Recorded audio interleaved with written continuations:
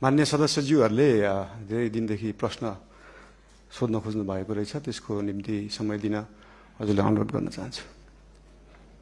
35 वर्षमा नभएको चिज 35 मिनटमै नखोजौँ, त्यसलाई अलिअलि केही समय लाग्छ।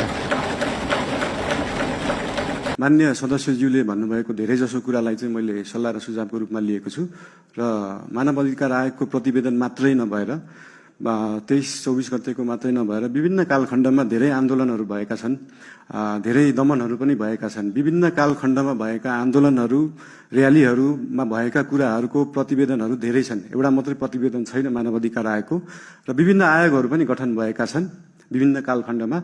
आजसम्म नेपाल सरकारलाई बुझाइएको जति पनि आयोगका प्रतिवेदनहरू छन्, ती सबै प्रतिवेदनहरूलाई एकमुष्ट रूपमा नेपाल सरकारले अध्ययन गर्छ र गर्नुपर्ने काम कारबाही त्यही हिसाबले गर्छ। धन्यवाद। भारत र चाइनालाई मात्रै नभएर इङ्ल्यान्ड सरकारसँग पनि कुरा गरेको छु। उहाँहरूले ब्रिटिस इन्डिया छोड्दै गर्दाखेरिको समस्या अहिलेसम्म हाम्रोमा भइरहेको हुँदाखेरि यसमा चाहिँ इङ्ल्यान्डले पनि सरकार राख्नुपर्छ भन्ने हाम्रो मान्यता हो। यो सबै कुराहरू टेबल टक डिप्लोमेटिक हिसाबले भएर समाधान। सम्माननीय प्रधानमन्त्रीज्यूलाई वास्तवमा हाम्रो राष्ट्रको सार्वभौमिकता, राष्ट्रिय अखण्डता र स्वतन्त्रता हामी सबैको प्राणभन्दा प्यारो चिज हो। आज नेपालको भूमि हामीले दावा गरिरहेका छौँ, नक्सा जारी भइसकेको छ।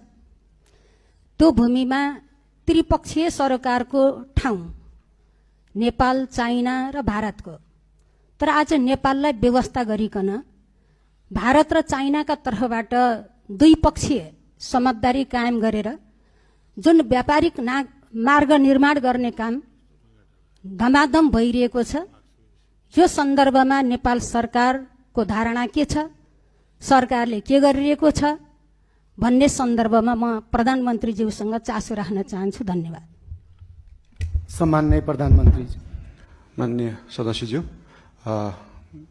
लिपुलेक लिम्पियाधुरा सम्बन्धी बुझ्न खोज्नु भयो जस्तो लागेको थियो।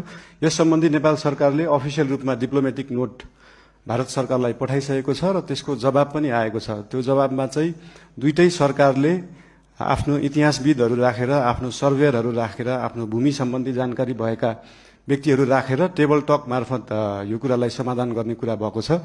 र यस सम्बन्धी हामीले भारत र चाइनालाई मात्रै नभएर इङ्ल्यान्ड सरकारसँग पनि कुरा गरेको छौँ। उहाँहरूले ब्रिटिस इन्डिया छोड्दै गर्दाखेरिको समस्या अहिलेसम्म हाम्रोमा भइरहेको हुँदाखेरि यसमा चाहिँ इङ्ल्यान्डले पनि सरकार राख्नुपर्छ भन्ने हाम्रो मान्यता हो।